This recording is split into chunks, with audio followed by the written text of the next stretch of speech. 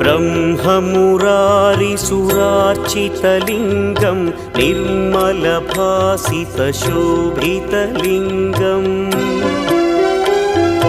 जन्मजदुःखविनाशकलिङ्गं तत्प्रणमामि सदा शिवलिङ्गम्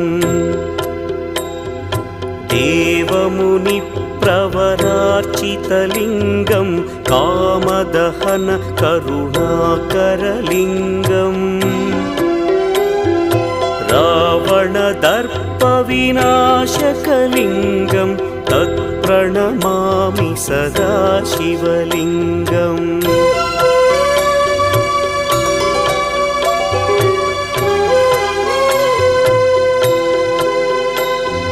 सर्वसुगन्धसुलेपितलिङ्गं बुद्धिविवर्धकलिङ्गम्